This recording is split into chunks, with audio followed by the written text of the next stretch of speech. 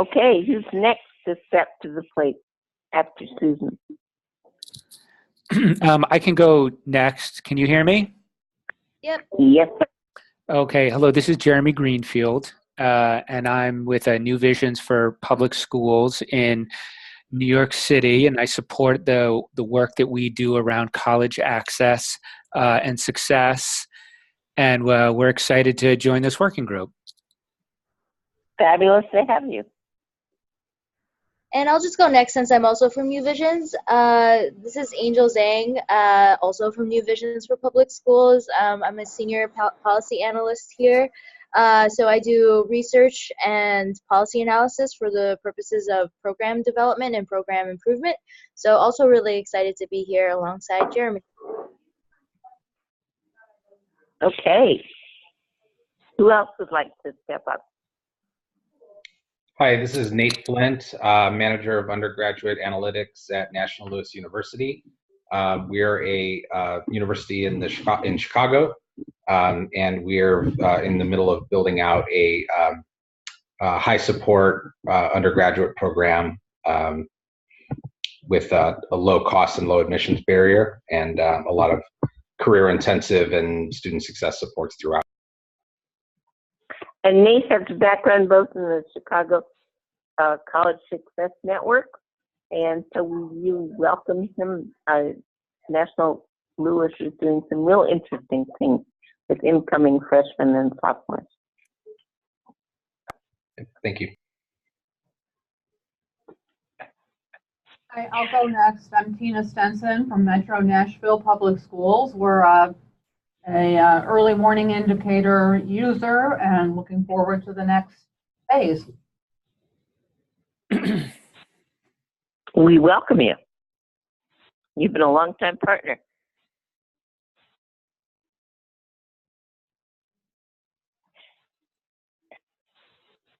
So is Farah Jimenez here, or Daryl Kennedy, or Elaine Correa? I have various people on my list of who is going to attend, and then some of you who just surprised me because you weren't on the last list I got. So we need to jump forward and let everybody know who we are, who we're talking with. Hi, everyone. Sorry about that. This is Jessica Rodriguez with Reaching Higher New Hampshire. I'm the director of the New Hampshire Alliance for College and Career Readiness.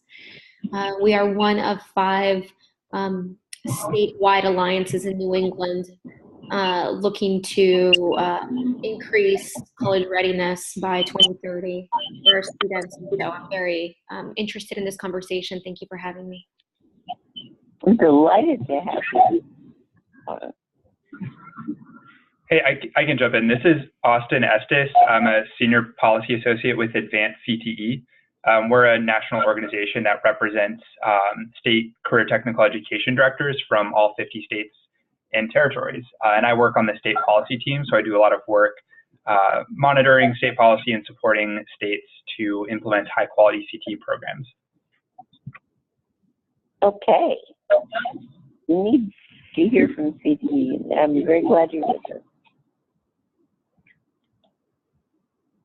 Hi, everyone. It's Joel Vargas from Jobs for the Future, and we're a national nonprofit organization that tries to design and scale up various solutions that help more young people get the credits and skills they need, the credentials and skills they need to succeed in the economy, and also do a lot of work on adult education systems and workforce training as well. So happy to join you here. A lot of my work is focused on incorporating college and high school experiences, college and career experiences into the high school. Super. Hi, Go ahead. Yeah. Hi, Joanna. It's Farah. I am here. I was just not on the phone earlier. Farah Jimenez from Philadelphia with the Philadelphia Education Fund, and we've been partners Johns Hopkins University since the beginning of early warning system.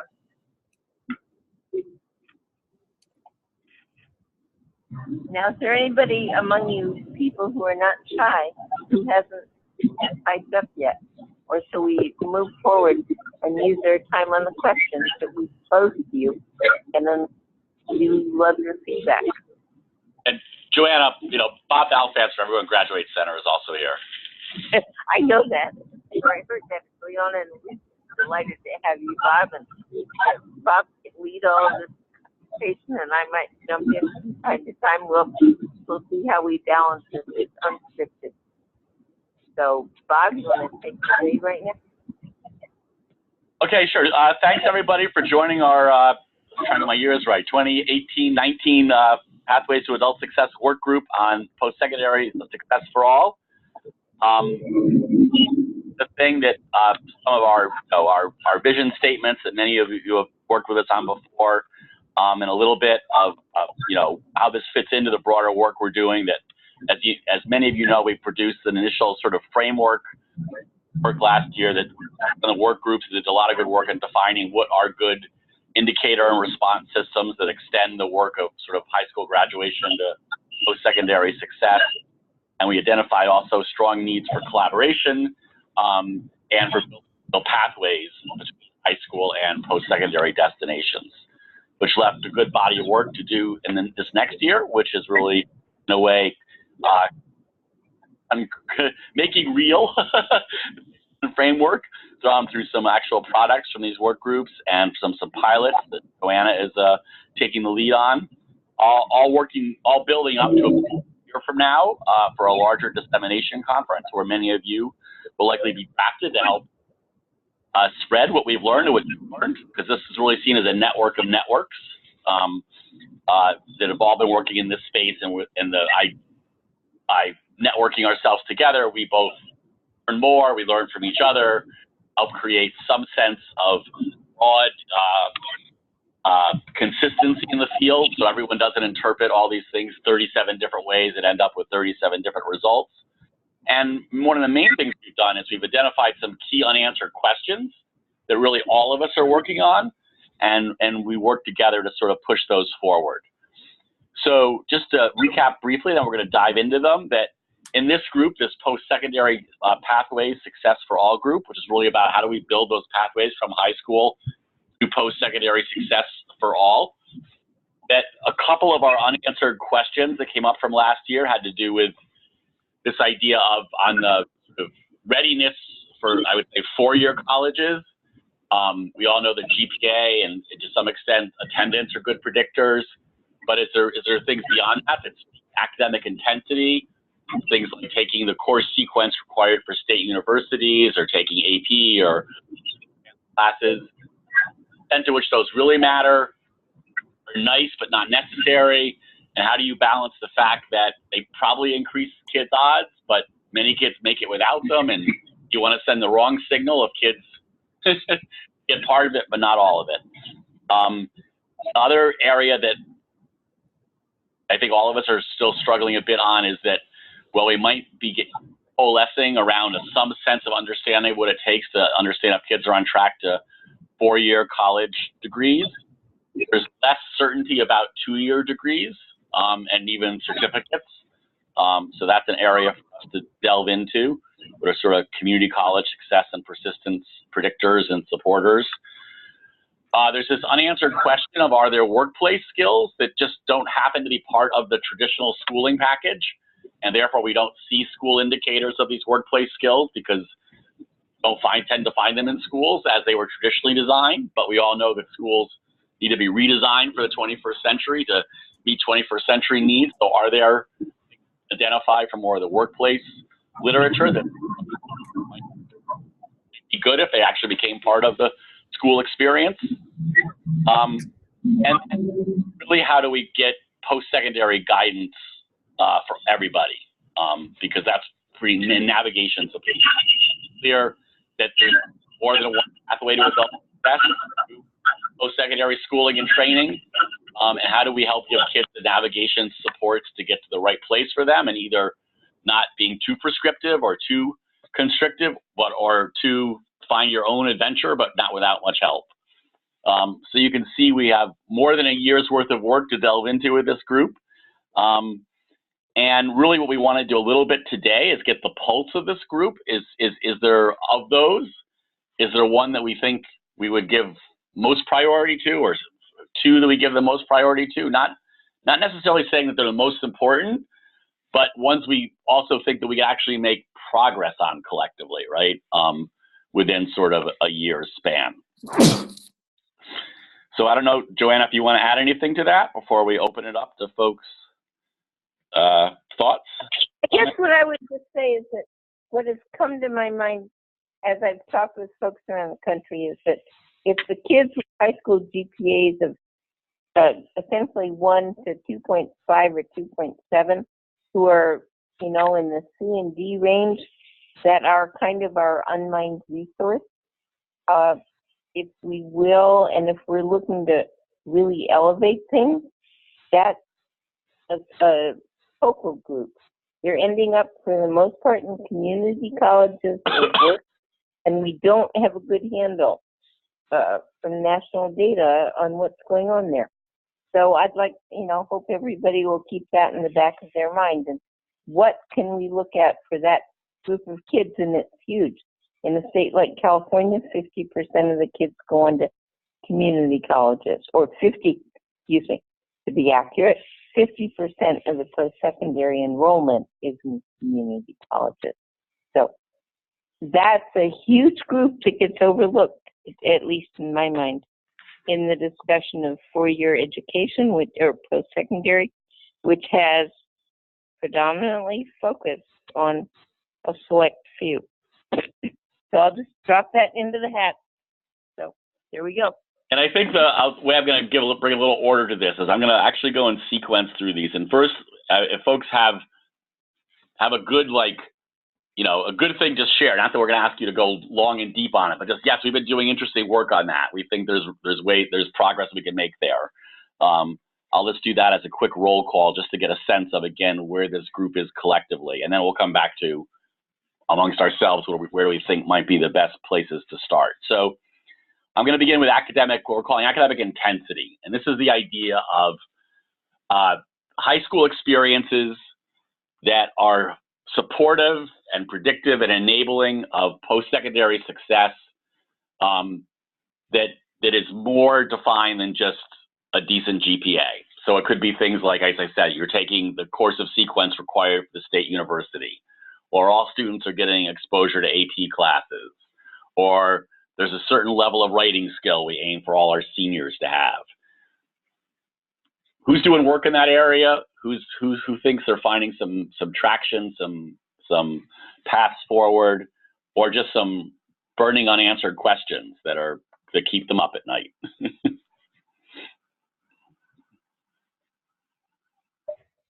This is Charlotte. I think both we have questions that keep us up at night, but I also think that we're starting to chip away at some of the possibilities.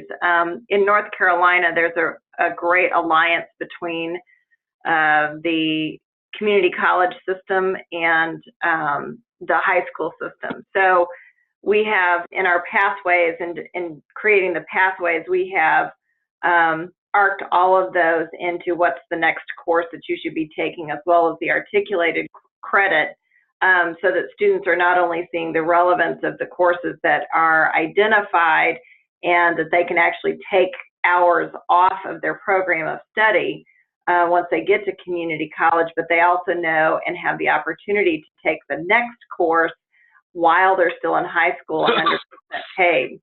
So I came from Chicago, and in fact, Nate Arce Dupelia and I had an opportunity to work together for quite a few years, and I love her. And so the difference between what I've experienced in Chicago with CTE work is that it is confined to they have dual enrollment, but in the dual credit area, that's a little more difficult. Here, what they've done is kind of taken all of those barriers away, and it really encourages students to get on the college campus. So our enrollment, which this also falls under my wheelhouse, our enrollment is quite high, and we also have the flexibility to waive some of that GPA to say, okay, if you're interested in the CTE realm in the community college, we can get you on campus and taking courses. So I don't want to take up more time, just to say I think that we do have some things that are exciting to look at and say, okay, does this is this something that can be replicated? Thank you. That's a great example, and it also speaks to a thing that Joanna often speaks to, has been finding that a lot of this work is often just a reorganization of how organizations connect to each other and create actual pathways that make sense for kids, as opposed to traditional structures just for those organizations. Yeah, and I will just jump in that I think one of the things we forget, or I've come to think about, is that maybe we really need to be teaching kids about the transfer possibilities and we talk about college navigation, but we need to be teaching kids about navigation into careers and certificates much earlier than we do, not letting it fall upon them as a happenstance. And so, I'd like that to underpin some of other people's comments, because I know you're all working in that area.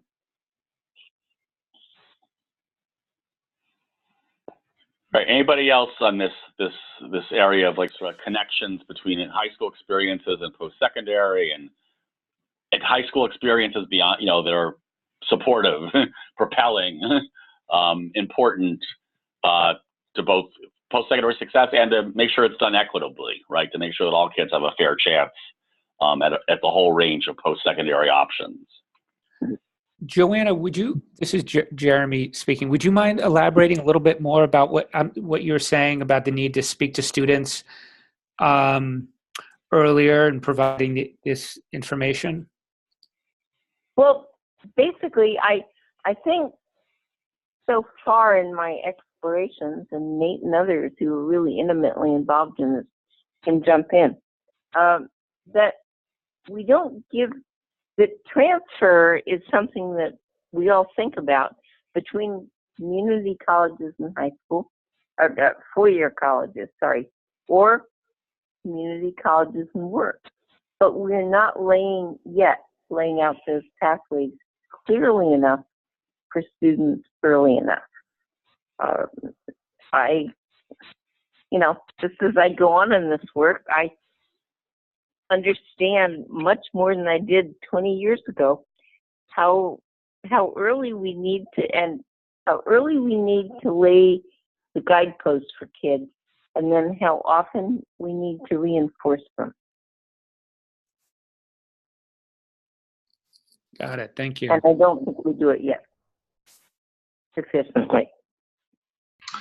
Hi, this is Nate in Chicago. I'll jump in with a couple thoughts here. One is that currently at National Louis, I think Bob asked, so in terms of academic intensity, what, beyond a GPA is really important.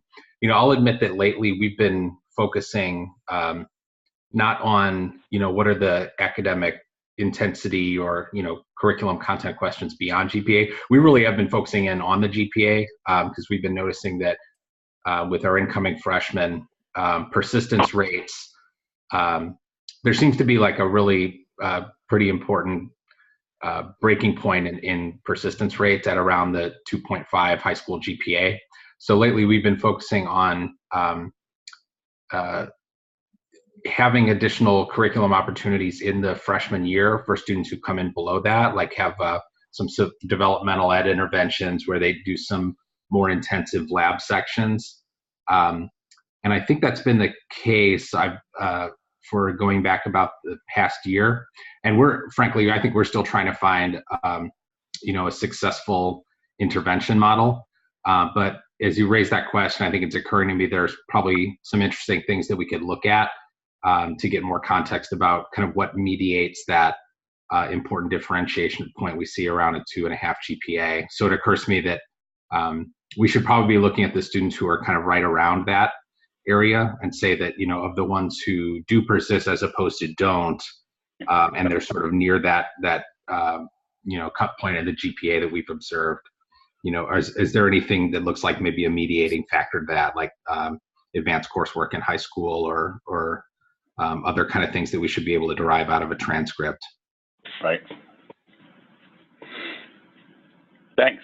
Yeah, that's a very good example also. I'll just give you one more that I've seen recently that I just puzzle about. So in doing a sort of an analysis for a fairly major East Coast city, you know, it's of course GPA is the rock solid one, but you can predict beyond that when you add other things that add value. And one of them was very interesting, and again, it's very hard to extrapolate from a case of one, but we looked at AP classes, and we looked at everything from just enrolling to enrolling and taking the test, to enrolling, taking the test, and getting a good grade on the test.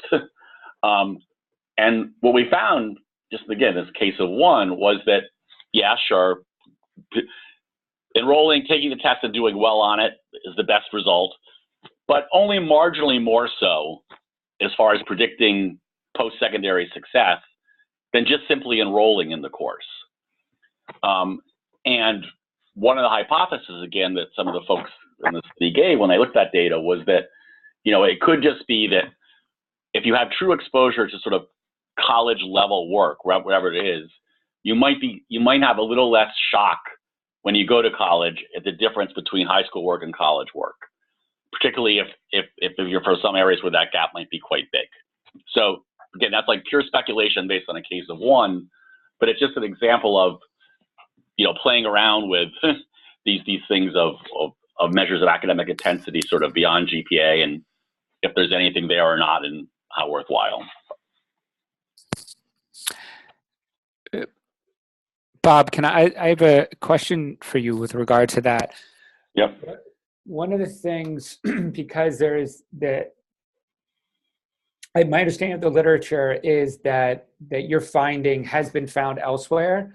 Yep. And then so this idea of exposure to AP as being an important predictor of post-secondary success has led some districts to really ramp up the AP offerings. And, you know, I'm calling in from New York City. That's one of those districts where we have you know, AP for all. And so one of the things I wonder about that is once you have a district-wide broad initiative to increase the number of students taking AP classes who hadn't been taking them already, does the exposure effect dwindle over time, or does it remain robust? And I was wondering, I don't know if anyone in this call has thoughts about that question or you know, experiences.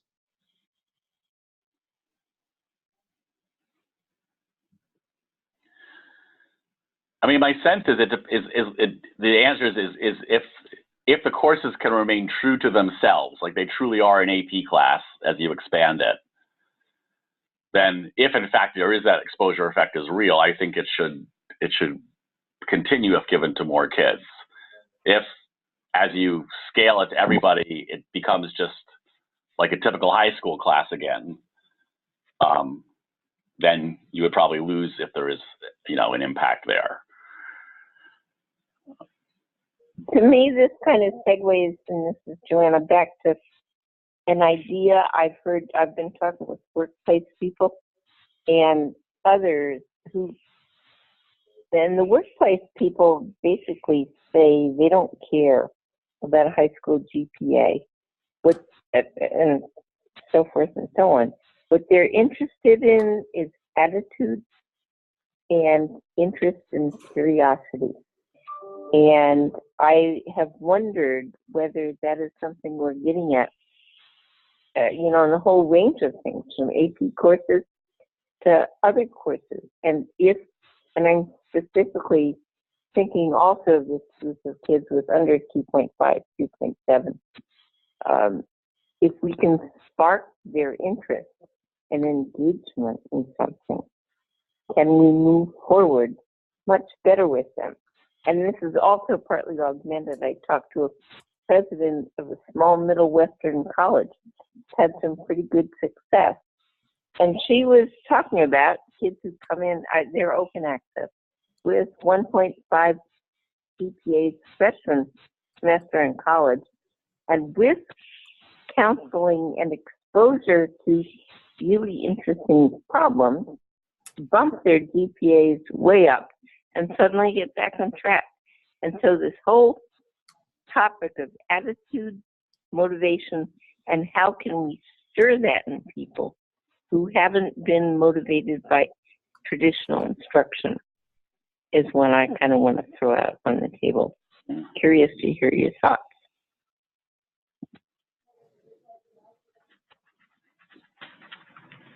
This is Austin with Advanced CTE. I just want to kind of add another point onto that about student motivation. One thing we've seen from students who are involved in career technical education is that the high school graduation rate is actually a little bit over 10 percentage points higher than the national average.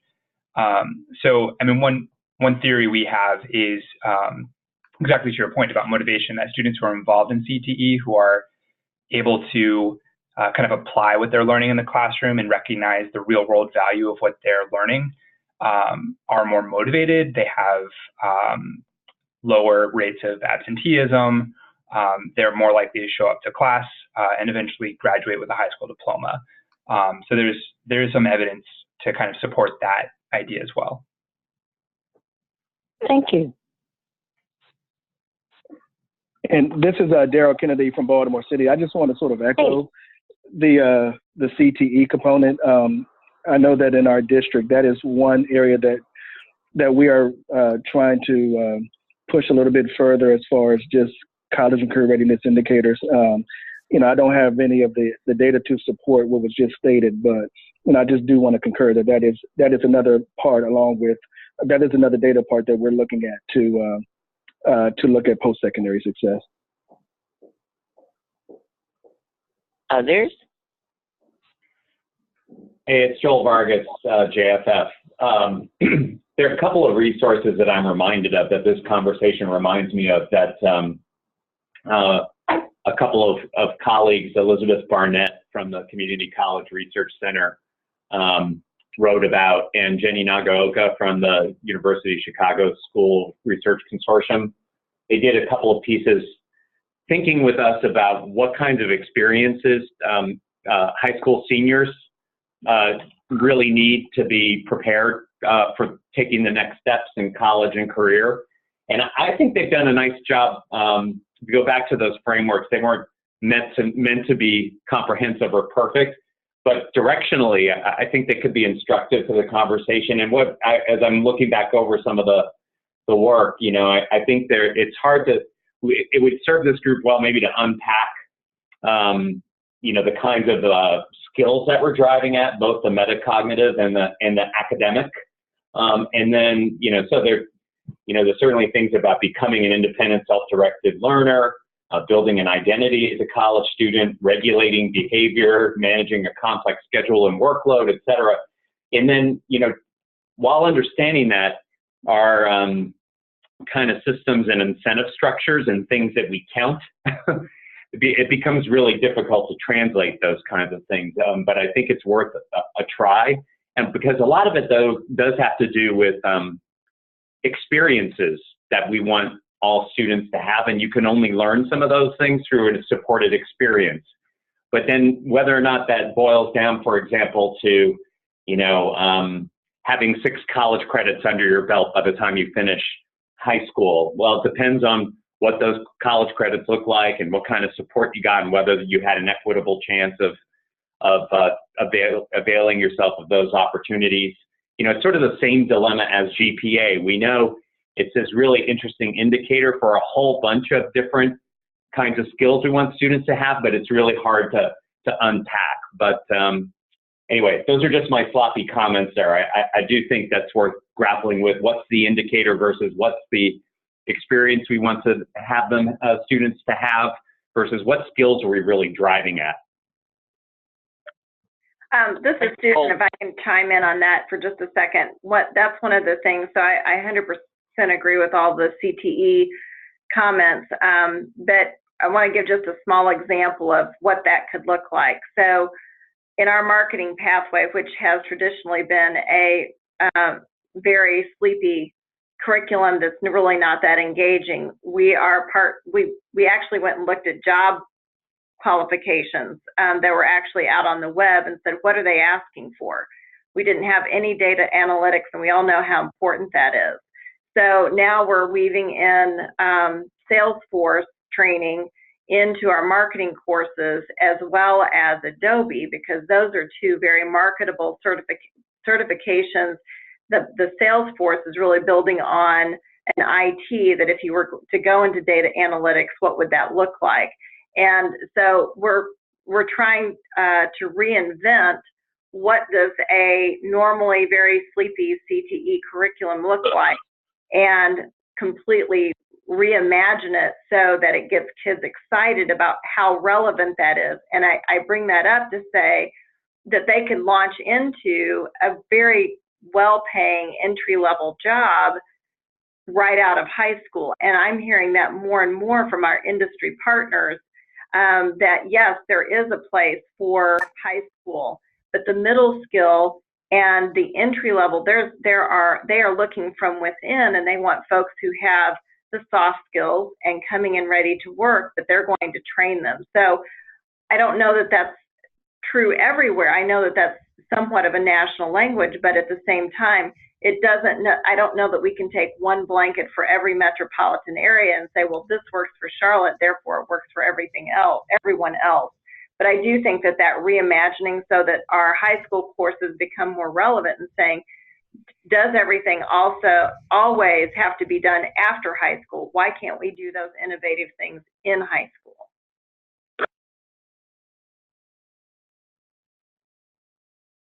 And some people would ask, how about middle school?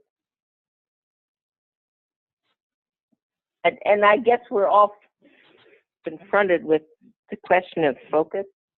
You know, what is the top priority for current efforts, and how does that cascade down?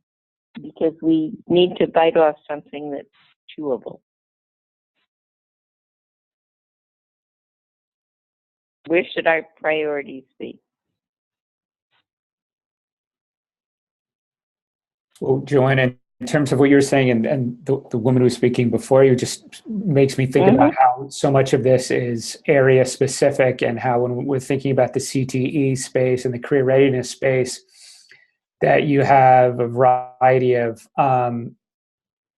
different place specific economies. And so in one metropolitan area, if there's huge job growth in, say, in medicine or technology or in construction, then there might be the impetus to really focus on those certification areas. And then in another area, if you have other focus areas, in terms of what job sectors are predicted to grow in the near future, that could dictate where your efforts are, you know, with the students, and what are the certifications that you want to work on with your high school students, such that they're prepared by the time they leave high school. Right. I know it's something that we've just started to think about at New Visions, and although we're not too far along. Oh, we're all diving into this. We've been diving into it for 20 years, but we're diving into it again. If everybody could introduce themselves with their name and organization when they speak, just so we all get to know each other. I know you, and I'm thinking I recognize your voices, but I'm not entirely sure on that. And I know the others haven't spoken to you as often, so just remember that. The point that we all need that we are all in different circumstances is a key one. Hi, this is Farah Jimenez from Philadelphia, the Philadelphia Education Fund. And so I found the conversation interesting, particularly because we don't do much work in the space of CTE, but we are very focused on making sure that our college access programming is aligned towards focusing students on careers. The couple of thoughts that emanated for me from the discussion, one is that I wondered how much we know in terms of true correlation between whether or not it's the real life application of the content in the classroom space and a CTA program that motivates students to complete, or is the correlation more about CTE being about what you do after graduating from high school? So the whole concept of being career focused suggests that the first step you need to take is actually completing high school and completing a program in order to get to a career. The reason I ask that question is that we find with our college access programming that just setting a student's sights on what they do post-secondary is enough to motivate completion, as opposed to students who aren't connected to our college access programming tend to be less motivated to finish.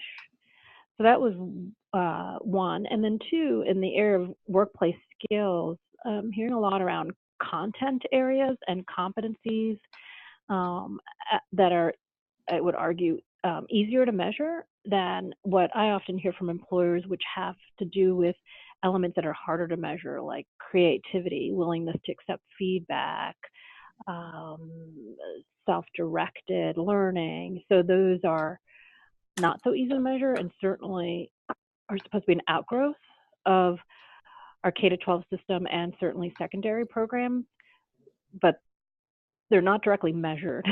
So I was curious as to what the thinking was around those skills.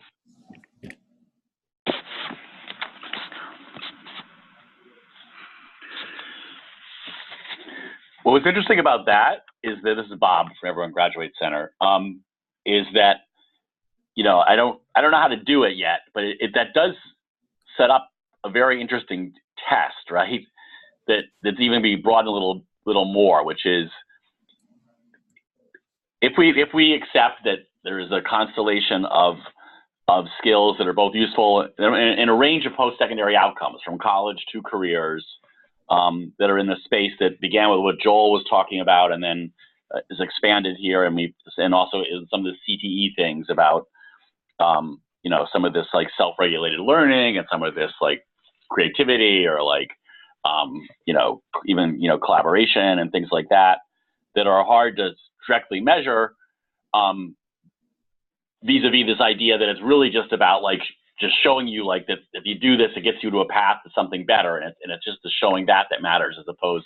So what I'm getting at is like you could do a test of somewhere of like, is it these experiences of these skills, which you could think of ways to recreate, and there are ways already in high school, that to give kids the experience of those skills, you know, or is it more about that this is how you actually get to adult success, right? It's about the realness of the pathway versus the experiences of those skill sets. I don't know if that's being clear or not, but it seems to me that potentially that sets up an interesting test to try to get a handle on, or is it both, right? that matter. Hey, Bob, this is Alan Richard with who does some work for you. Can you explain a little bit more about what you mean about that, the realness of the pathway? In other words, like work-based learning or something that leads super directly to a job, or? We just heard from the Philadelphia Education Fund, right? This idea that if you get kids with a college scholarship pathways and they get a sense of, if I do A, then B will happen, and it's real, that is a true motivating force to complete. So that's what I mean about the realness of the pathway. And some of the CTE pathways are like that too. If you do A, there is a real pathway to B, which actually leads to a real decent paying job.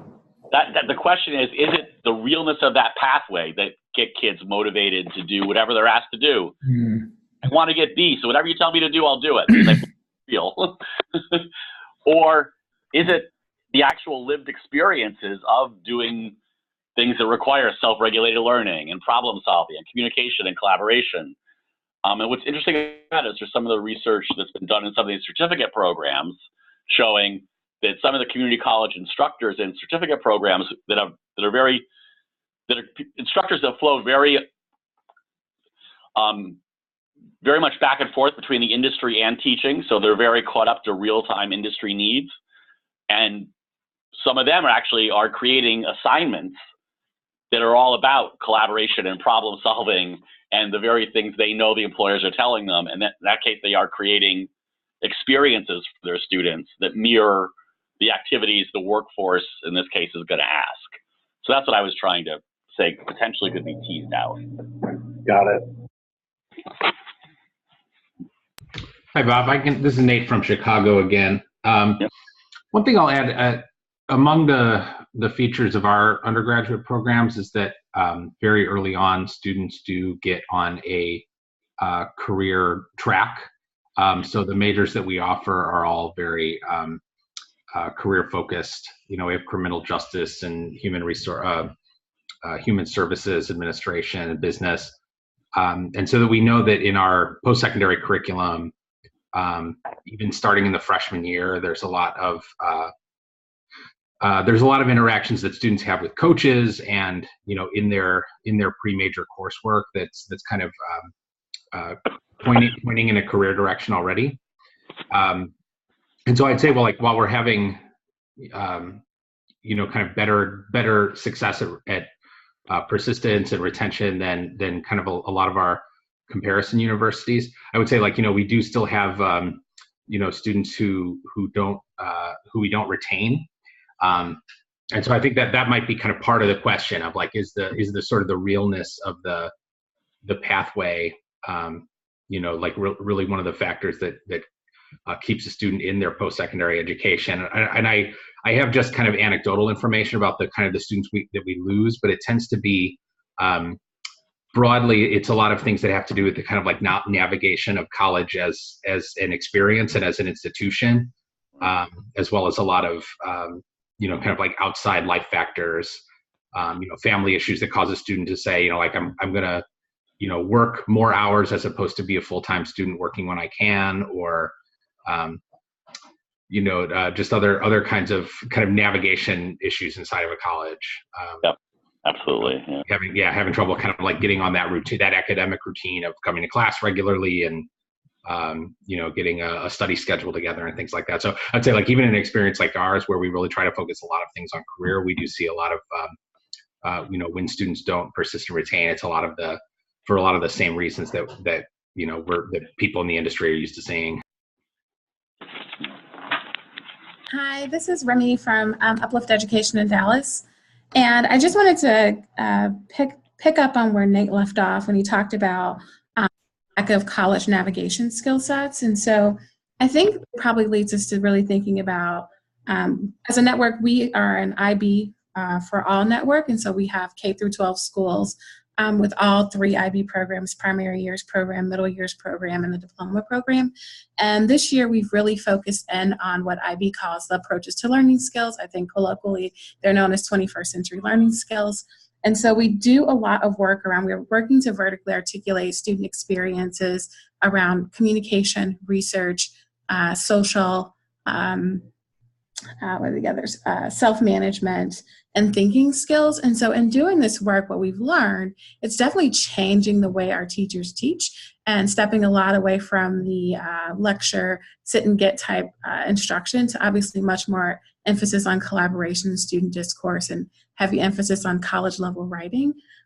In doing that, our hope is that regardless of, we do have pathways here in Texas for graduation requirements, regardless of what pathway you're on, our hope is that by focusing in on the skill set, that their skills are transferable, obviously upon arriving into college, but also that need to be able to self-advocate for yourself regardless of knowing how to navigate college.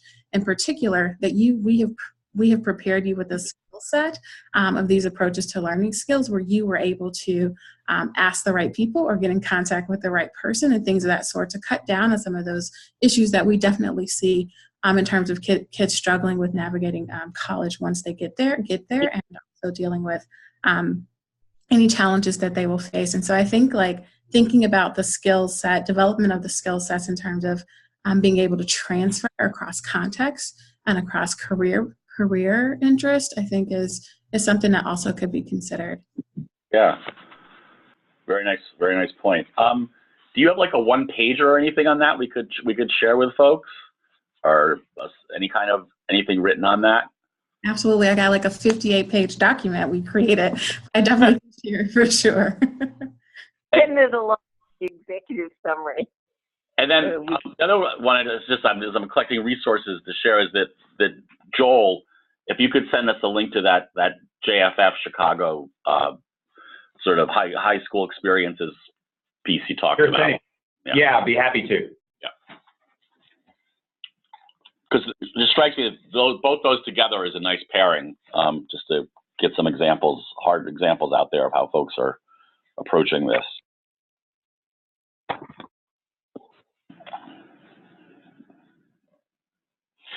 All right, well, we've sort of very organically, which is the power of these groups, sort of blended all our questions together. We've been talking about academic intensity and a little bit of the predictors of community college readiness and some workplace skills. One place I want to bring us to, and we can, keep this still free flowing though, is this two ideas I'm going to put out there that are connected. One is this idea of how do we provide quality post-secondary navigation and guidance and supports, and we just heard actually an example of that. But this is one of the major changes, right, of the structures. When high school was, an endpoint for many. I mean, I just, I had the,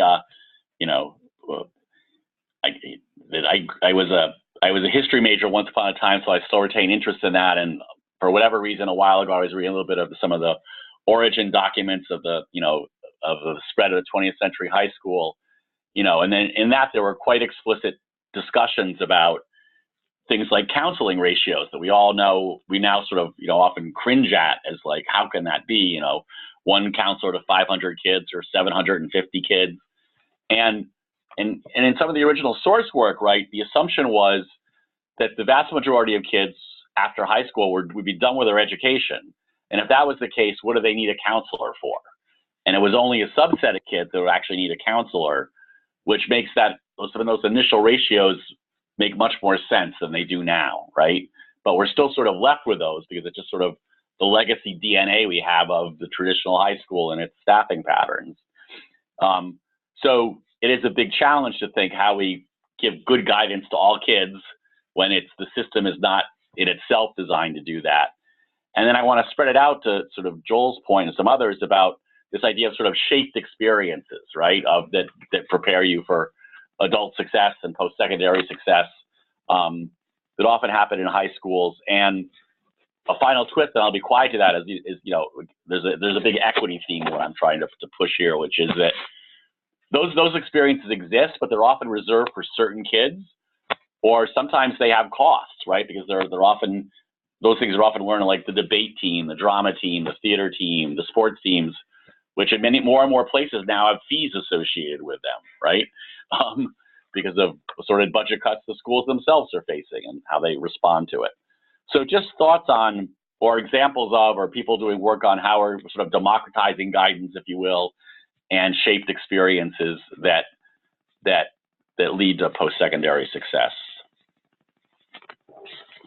And Bob, just to clarify, are we talking about post-secondary education success, post-secondary workforce success? We are at first talking about adolescents who are in high school, giving them the appropriate navigation guidance and supports to have a pathway post-high school, which could be four-year college, could be two-year college, could be work directly via a certificate. I'm not at this moment, and it's a valid discussion, talking about guidance within higher education to okay. adults. I just because there is a huge, we can all go over the map, to be honest, because we all have those experiences. So I wanted to make sure we're focusing this discussion on what's happening in high school to give kids guidance for wherever they end up. And if you look at a place like Georgia has a great database, and what you see is that 20% of the kids on average, 20 to 29%, there's no information about where they're ending up. Those are our couch sitters. So, Joanna, clarify, focusing on high school. Joanna, this is Jeremy Greenfield from New Visions for Public Schools, and right. I can share one piece of work that we do. And New Vision supports 80 high schools in New York City, 70 district, and charter. And we do a variety of, we work to support our college counselors and schools in providing that information in a variety of ways. But I'll just draw attention to one way we do that in terms of what Bob was saying around democratizing information. And that's how we've developed matriculation guides for many of the institutions our students go to. Now, New York City, 60% of our graduates go to the City University of New York, which, there are a number of campuses, but there are maybe 50 other colleges on top of that where the majority of where the next broad group of students will end up going to one of those. And so what we did was we partnered with a variety of community-based organizations in the city to develop what we call matriculation guides. And so these are college-specific guides that counselors can provide to students in the spring of their senior year, such that, okay, you're still in high school, you're about to matriculate into college, but I'm sure everyone on this phone call is familiar with the summer melt phenomenon. And so there are various activities and things that students need to know before they even set onto campus. And then right when they get there, they have certain things to do. So we developed these around 60 or so school-specific matriculation guides to provide counselors that they can in turn provide to their students. That is super. That also reflects on something that Sacramento City in California, who I thought would join us but hasn't, I think something held them up, has done just for the high. They have developed matching guides, under matching guides for their kids. They've looked very carefully at where their kids go and where they're qualified for in the UC system. And there are 3 tiers there. And they give kids individualized packets. Well, individualized in some respects and more general in others, that very clearly lay out all the options for guidance. What I think, and I ask you all, is do materials are the wonderful first step, as is data and knowing what's happening. And then the next question might be, what do we need in terms of people capacity? Curious about your thoughts. Hi, this is Nate in Chicago. I have some thoughts on this about the, how do you provide access to good navigation guidance in a context of, incredibly high student to counselor ratios. So this is kind of speaking more to my previous work in my last position at University of Chicago. In the face of this, what we did was end up developing a tool that was sort of an adjunct to Chicago Public Schools implementation of Naviance, which is this commercially available software that they rolled out across the district, where counselors were basically tracking each student's college applications. And so the way that we tried to view this was that, we're in an era, and I appreciate Bob putting this in historical terms, that it's kind of the state of the field, the best practice of the field is that this kind of guidance is no longer an opt-in service. It should be an opt-out service. Of course, the resources that anybody put towards this work didn't evolve with the state of the field. So the challenge was making your college guidance services opt out as opposed to opt in without the resources to match it. So, the best thing we were able to do was kind of create an adjunct tool to Naviance, which is, allowed counselors to do something like on a weekly basis, pull their college applications out and basically by a sort of a formula-driven comparison of the students' academic qualifications to the colleges they'd applied to, it would highlight things like, first of all, here's a list of your students who haven't applied to any college yet. And then maybe here's a list of students who might have applied some places, but, given the sort of, again, you have to think of it kind of loosely, but kind of the match framework of student qualifications to college, weren't what we'd call a match. So if a student has, really high GPA and test scores, but they've applied to only, say, non-selective colleges and haven't looked at the more selective ones in the area, those students would be highlighted as well. So we kind of put that out as a way to just hopefully give counselors a resource that they can use to manage their time more efficiently of, when I think about who are those students I have to be proactive about reaching out to, what's the best way to sort of triage that list? And so that was always given with the caveat that it's like, we know you're being called upon to do triple duty. So that tool is just kind of an attempt at helping them be systematic about which students they seek out for guidance as opposed to wait to come to them. Yeah, that's a great point you just made. I'm Remy's peer here at Uplift, and we do something similar where we look at the data in Naviance, and really what we run is just, our seniors right now, as they're building their college lists in Naviance, per their academic data, GPAs, test scores, and things like that, we have a kind of a tool that we, after pulling data out of Naviance, be making sure that kids apply to the right number of reach, target, and safety schools, and giving counselors a way to ensure that every kid on their roster is equitably putting eggs in each basket. And then once we get admissions notifications and then matriculation decisions later on this school year, we'll be able to kind of track undermatching or just what is the distribution at which kids go to their reach, target, and safety schools. And, I think that's just really important part of the work. And, we have to kind of dig this next level deeper as to how financial aid variables and what practices of state institutions and private institutions in terms of financial aid, because 80% of our kids are, low income, and a good percentage of them qualify for Pell. How do we make sure that they're in the right, they're making just strong decisions that are financially viable in the future is like the next step of our work. Hi, this is Farah from Philadelphia Education Fund. I had a question for the two who just spoke. Are you how do you get access to that information? Our school district won't grant us access to that data. Yeah, we pay Naviance a little bit more money for them to drop their back-end data into a secure server that we pull on a biweekly basis. So, but you're not affiliated with the school district you're speaking of? Oh no, we are a charter school district with 20,000 kids here in the Dallas. Okay, metro. so it's your own students. Okay, got it. Yeah, our own. We're students. A provider. Yeah, we're an external provider to the district, and we haven't been able to get access to that data. Yeah. Mm-hmm. Okay. Sarah, you might just want to ask me connect with Dan Chalner in Chattanooga. Chattanooga at Public Education Foundation. I'll see what they can help you with. They've been struggling with this for years, I know. And also access to Atlanta, same thing. So we'll talk later, but I just want to make sure you make note of that. Thank you. Hi, this is Jessica from New Hampshire.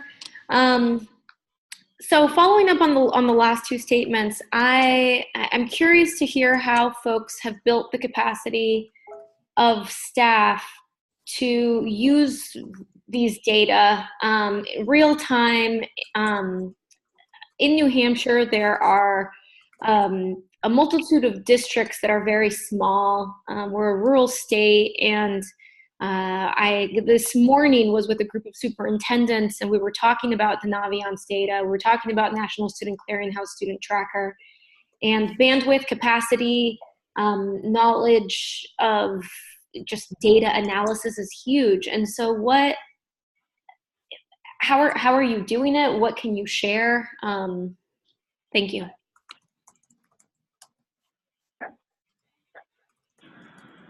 Yeah, this is Rich from Uplift. We share it with our board. So it's kind of on a yearly basis. So our board is kind of aware of these metrics, and hence it trickles down that way. But I think, using avenues like a WebEx like this, or just collecting the data and putting out reports out there, you just have to kind of shock the system in the first go around and then make adjustments. That's how we've done it here at Uplift. And this is Nate in Chicago again. My answer is probably simple and not very satisfying, which is that I was, so I was part of a third party, like a partner to the schools. We worked with about a quarter of the high schools in the district, but I wasn't a district employee. I was an outside partner. And the schools that were in our network were really well acculturated to one of the things that they got from us was, useful data reports on some kind of schedule. So this was simply like on my personal work calendar as something to create on a periodic basis. It was at times weekly and at other times every other week. But Nate, how much time did it take you, and how many schools were you creating it for? I'm just curious. I was creating for about 15, and it would take me about a half a day to create them for all. But I was doing that without. Well, the flip side of being an outside partner was that I didn't have as good of a setup with Naviance. So having like a scheduled file transfer to me was not in the cards because we weren't exactly the district. So I was pulling those through the kind of the point and click interface of the website. Nate, so you were pulling the data from Naviance, right? Correct.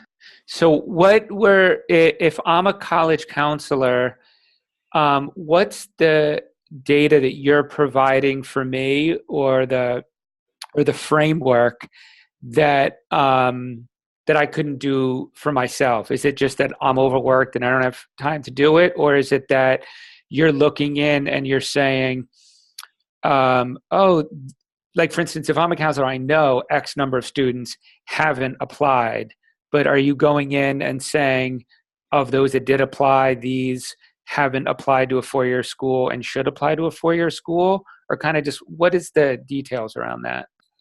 Yeah, correct. So there's a research report that was done in 2008, and it looked at Chicago public school students and their the level of selectivity of college that they're likely to be accepted to, given different ranges of GPA and test score. So basically, it was taking the raw applications data from Naviance and analyzing that in the context of the research. So just kind of like applying a formula to the college applications that was grounded in that research. And essentially for each application, it would return like this is a match, or it's a reach, or it's a safety. And then essentially sort of like summarize that by student to say, so for each student in your class, here's the total number of applications they have and how those applications break down on some type of, scale of this is a good academic match, or sort of a reach for you, a safety for you. And then so from that summary, kind of prioritize, like, here are students you might think about reaching out to. Great, thank you.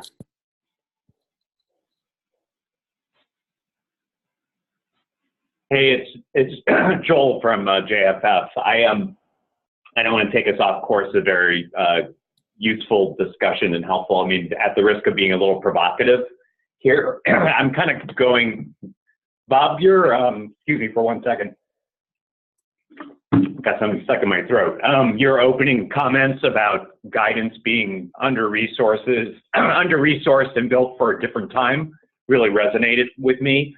And I think in some ways, we really have an opportunity now with these, for example, College Promise programs around the country to kind of try to reset the conversation where, it's really going to take multiple systems working on this issue and community stakeholders to really make a shift so that all young people, especially in an equitable sense, get the guidance that they need to make their way to and through a post-secondary credential that leads to a promising good career. And, as I think of different efforts there are multiple parties who have a piece of this promise. So, for example, community colleges, the many that are undergoing guided pathway reforms, which really are in part creating academic maps for students so that they know what it takes to be on an educationally coherent path leading towards different careers. That is a systemic reform going on right now. I think that's a piece of this. It cannot just be high schools alone, although it should build from there, if not earlier, to middle school, of course. And they involve things like signaling, like early assessment for college readiness, which we know does have some impact on how students begin to think of, oh, how should I be preparing in my last year of high school to make sure I'm ready for college level work? They should include nudging technologies that have been shown to be kind of helpful in testing around summer melt and also progression through post-secondary programs.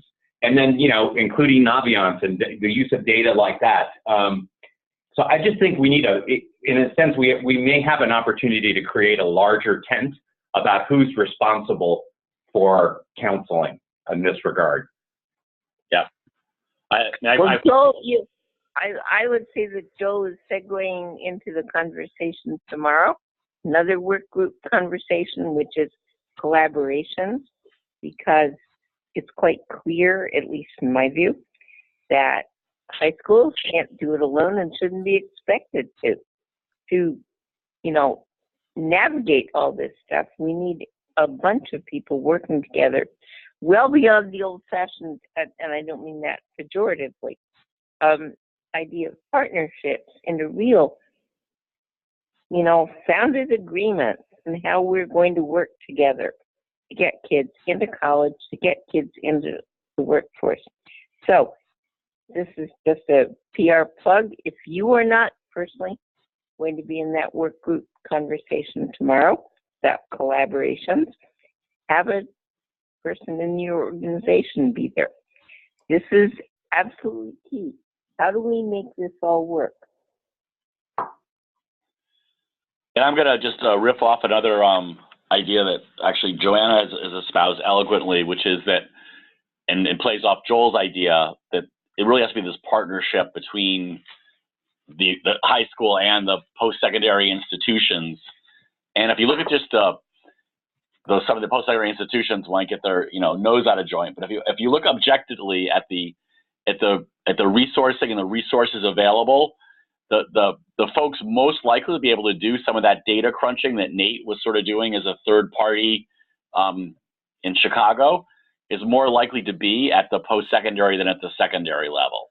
So you can imagine in a local setting, some of those folks doing some of that support for guidance counselors by helping with some of that sort of data crunching, right? But it does create a necessary mindset shift of like responsibilities, right? Because it's sort of been set up that like, well, it's a high school's role to sort of give kids like the guidance on where to go. And we take the kids when they get here and take them the next step. But I think we got to really sort of build this idea of who owns the bridge.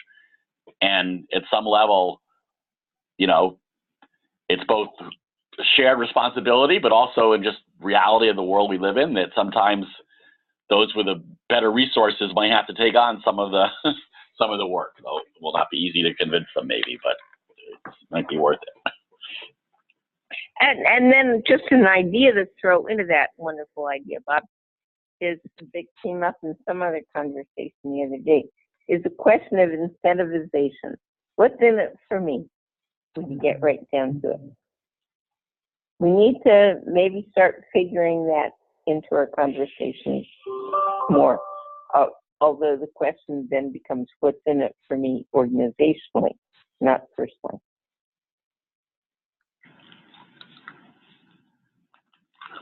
I'm just curious on that thought. I'm going to ask our New Hampshire friend that, what about if it was like the University of New Hampshire system that sort of took on some of that Naviance and college clearinghouse, analysis to be able to give feedback to small districts as opposed to asking them all to do it. If it sort of came from post-secondary back to the high schools. Yeah, hi there, Jessica again. Thank you for that. As I'm hearing the conversation and the bridge between K through 12 and really to make it be more K through 16, that's where my brain was going as well. In New Hampshire, there is the opportunity exists for pitching something like this because we have a real exodus of our graduates leaving the state. In large part because of how expensive it is to go to university here, but also because the partnerships with and outreach with the K through 12 system just is lacking.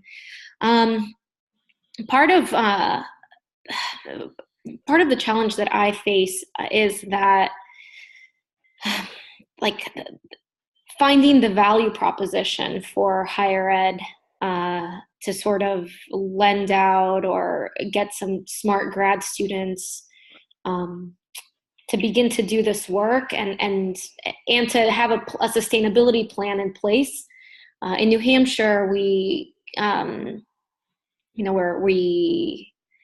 we're constantly talking about how many and how much money we're going to need and resources to build a new program or not. And so I need to be thinking 2 to 3 steps ahead, even in thinking about partnerships with the higher ed system.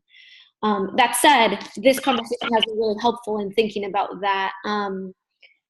The other thing that I would say for this group, and I'd love just some help thinking through this, is that New Hampshire's a unique state in how little data is shared, there's just an incredible lack of transparency in statewide and disaggregated figures. There are some strict privacy laws that prevent the state from actually collecting and reporting in a disaggregated manner. And so some of the ways that I've been thinking about doing this work is to partner with districts and to partner with more local bodies to show the value of data and the power of it. So anyway, that's a little bit scattered, but I'm happy to share more about that. Great, thank you. Anybody had any success in breaking down silos and creating a greater culture of data sharing?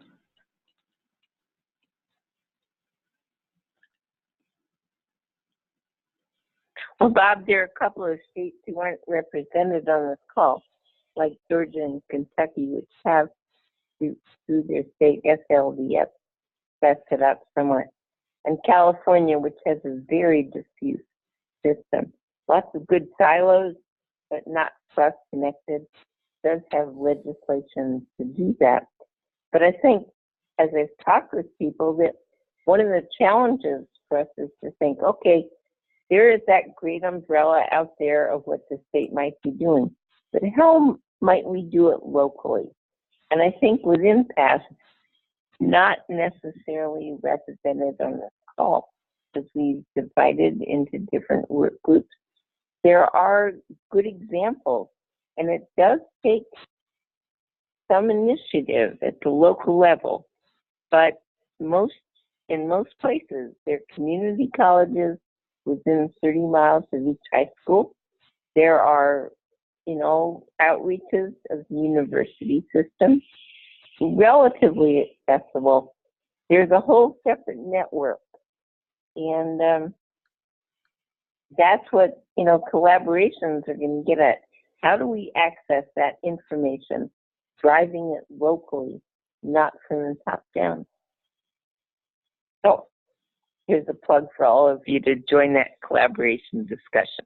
But that is probably the key, because it's not going to happen automatically, which is just my view. All right.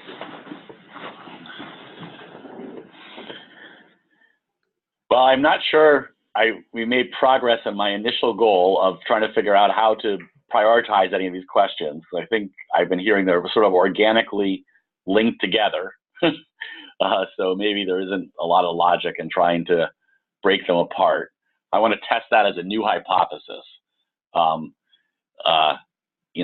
Strategy one is to sort of, tackle a couple of them in depth.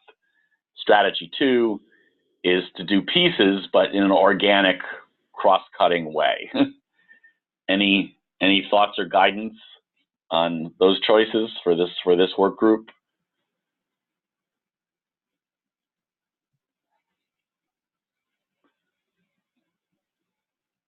So just to be clear, so one option, if you look at the questions, is to say we will spend a certain amount of time on academic intensity, and then sort of predictors of community college readiness, and then workplace skills, and then come back to our guidance and supports.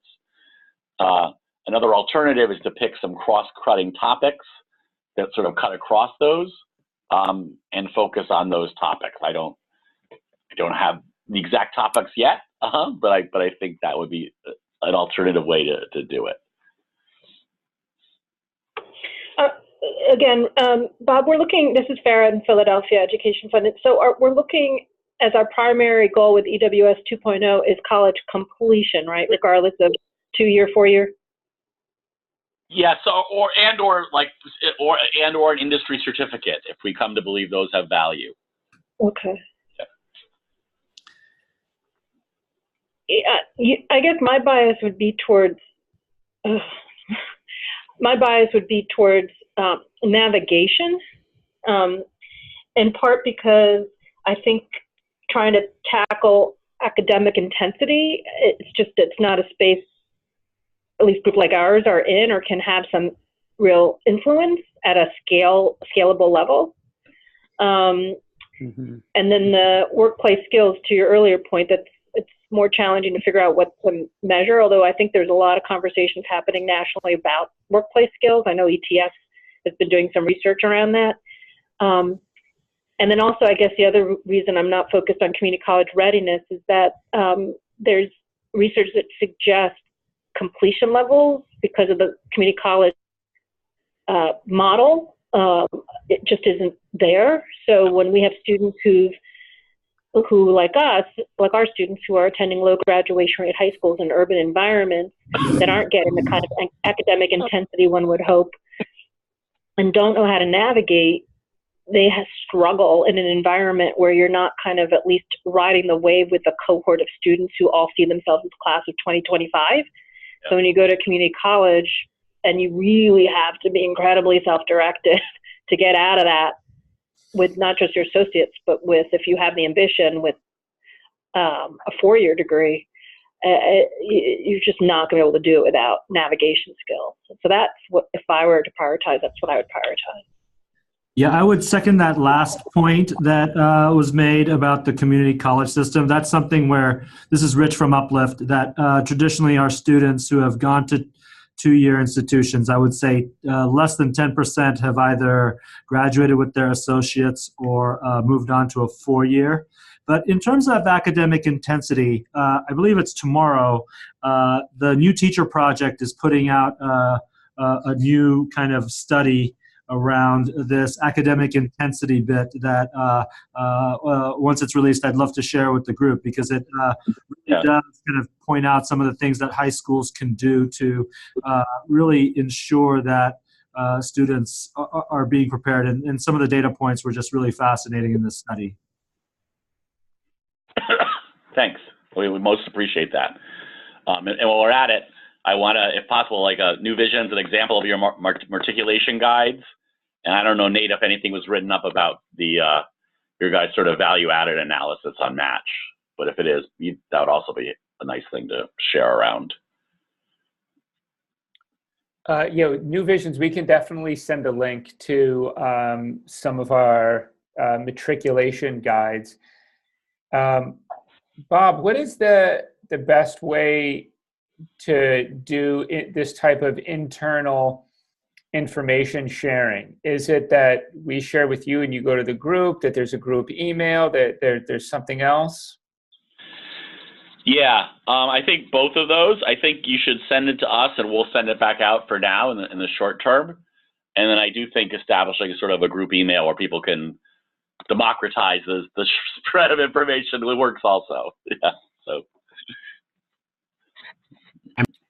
I might just put people in touch with, since I'm no longer at that position and it might have advanced a little bit since I was there, I might just put people in touch with the best contact person over at NCS. Great, thanks Nate. Super.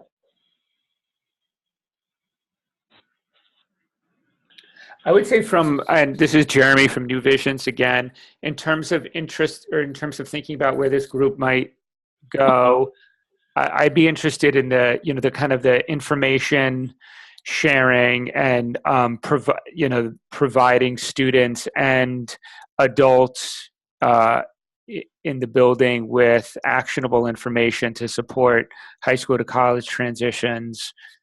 and then also conversations around, the data that Nate was talking about, and both, at Uplift, thinking about how systems can track data around college, whether it's, college application process or any other systems, kind of incentivizing the collection of that data, and then best practices around reports for sharing that data, trends around the data in such a way that it can be useful to people on the ground and support the work that they're doing.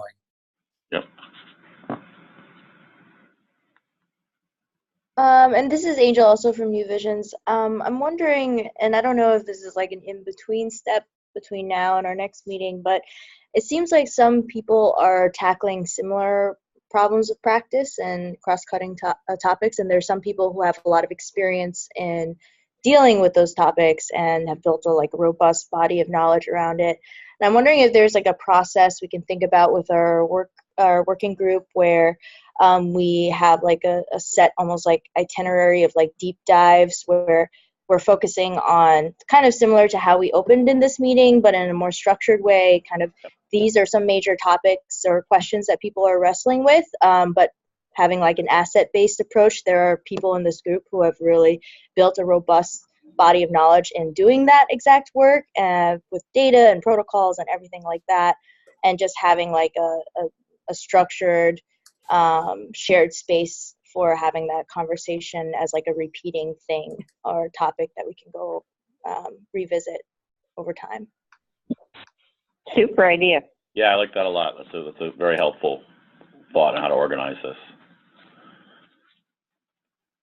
I guess what I would like to say as we move towards closing is that what you may have gathered is that these work group discussions are not your traditional webinar of listen. They are discussions, and we're all learning how to do that, in my view, among a good-sized group of very interested and dedicated people.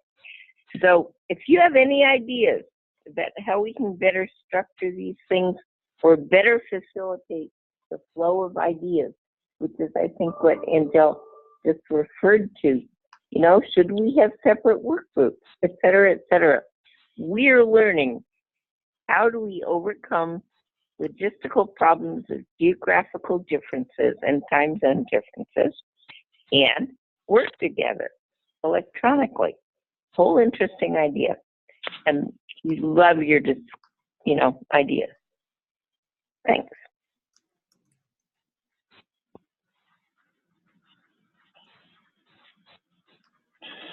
All right. With that, I'm cognizant of time. I want to keep us right to what we promised folks. So, Joanna, do you have any other final words on next steps?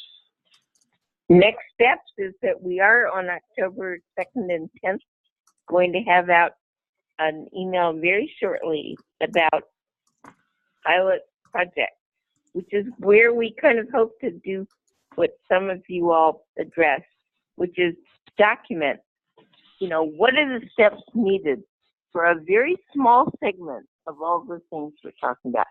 Who's involved, who needs to be involved, how long does it take?